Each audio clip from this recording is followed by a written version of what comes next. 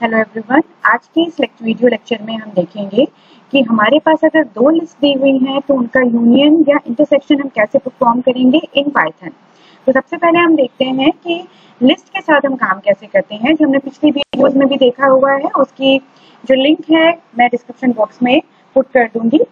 सबसे पहला काम हम यहाँ पे करेंगे कि हम एक लिस्ट को हम दो लिस्ट क्रिएट करेंगे, क्योंकि हमें दो लिस्ट के बीच में इंटरसेक्शन या यूनियन को परफॉर्म करना है। तो इसके दो लिस्ट क्रिएट करने के लिए मैंने एक लिस्ट क्रिएट की है L1, जिसमें मैंने कुछ नंबर्स पुट किए हैं लाइक 1 2 3 4 5। दूसरी लिस्ट मैंने प्रिपेयर की है L2, दैट इज 3 4 5 6 7 8। ये नंबर्स की लिस्ट है। आप चाहो तो स्ट्रिंग की लिस्ट भी क्रिएट कर सकते हैं, जो मैं आगे बताऊंगी। जब आप लिस्ट को क्रिएट करेंगे, आप रन करके देखेंगे तो आपकी जो लिस्ट है वो क्रिएट हो गई है।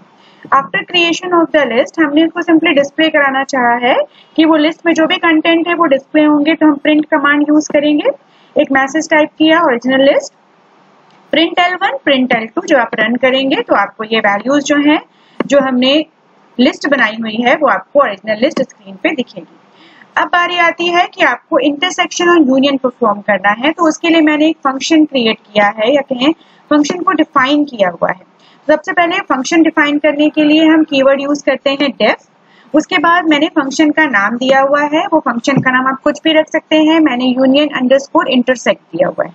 अब चूंकि दो लिस्ट के बीच में इंटरसेक्शन या यूनियन परफॉर्म करना है, तो उन लिस्ट को मैंने एज ए आर्ग्यूमेंट परफॉर्म किया है। नाम मैंने दिया है list1 और list2। आप चाहो तो L1 L2 भी दे सकते हो, जो मैंने यहाँ पे दिया हुआ है।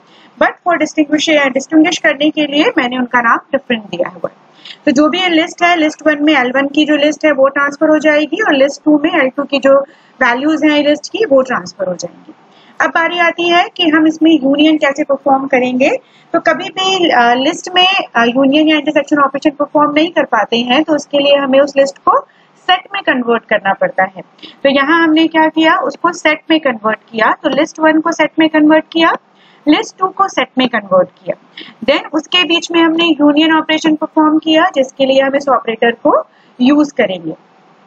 देन हमने इंटरसेक्शन के लिए लिया है इंटरसेक्शन एक वेरिएबल, और यहाँ list1 list2 उनके बीच में इंटरसेक्शन के लिए एम्परसेंड ऑपरेटर अप्लाई किया है। देन उसको फिर से लिस्ट में कन्वर्ट किया है। यूनियन के लिए भी वही किया है, इंटरसेक्शन के लिए भी वही किया है। दोनों को डिफरेंट वेरिएबल्स में स्टोर कर दिया है, यूनियन को यूनियन वेरिएबल में और इंटरसेक्शन को इंटरसेक्शन वेरिएबल में। देन हमने इन वैल्यूज को रिटर्न किया है, यूनियन और इंटरसेक्शन को। रिटर्न कहाँ पे होंगी, जहां से कॉल हुई है। तो ये कॉल कहाँ से होंगी, जैसे मैंने लिस्ट को बना लिया, लिस्ट को डिस्प्ले कर दिया। अब मैंने यहाँ पे लिखा कॉल करना है उस फंक्शन को, तो मैंने डिस्प्ले नाम का एक वेरिएबल लिया equals to union intersect L1 L2। ये कॉलिंग हो रही है फंक्शन की। तो जैसे ही ये कॉलिंग होगी, हम कहाँ जाएंगे, ऊपर जाएंगे, जहाँ पे मैंने फंक्शन को डिफाइन किया है।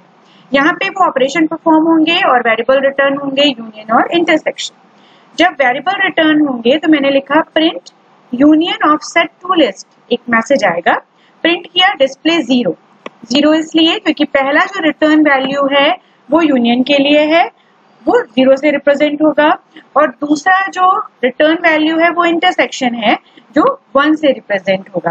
तो यहाँ पे डिस्प्ले 1 किया है। तो यूनियन के लिए प्रिंट डिस्प्ले 0 और इंटरसेक्शन के लिए प्रिंट डिस्प्ले 1। अब जब आप इसको रन करेंगे तो आपके पास ये आउटपुट आएगा, union of the set to list. Union का मतलब क्या होता है, देखिए आपके पास दो लिस्ट है L1 और L2। L1 में है 1 2 3 4 5 और L2 में है 3 4 5 6 7 8। जब आप यूनियन करते हैं तो जितने भी कॉमन एलिमेंट होते हैं वो सिंगल एलिमेंट में कन्वर्ट होते हैं, मतलब रिपीटिशन नहीं होता। तो जहाँ पे रिपीटिशन किसका हो रहा है, 3 4 5 3 4 5। तो यहाँ पे आउटपुट क्या आएगा आपका, 3 4 5 केवल एक ही बार आएगा, तो हो जाएगा 1 2 3 4 5 6 7 8। और जब इंटरसेक्शन करते हैं तो जो रिपीटेड वर्ड वैल्यूज होती है दोनों में, वो रिपीटेड वैल्यू केवल यहाँ पे डिस्प्ले होती है, दैट इज 3 4 5। तो इस तरह से आप किसी भी लिस्ट का यूनियन या इंटरसेक्शन निकाल सकते हैं। सेम काम आप स्ट्रिंग के लिए भी कर सकते हैं। अगर मैं इसे कमेंट कर दूं नंबर को, और मैंने कलर्स के लिए एक स्ट्रिंग लिस्ट ले ली है, स्ट्रिंग के साथ ले ली है। अब मैं इसको रन कराती हूँ, फिर मैंने इसको रन किया।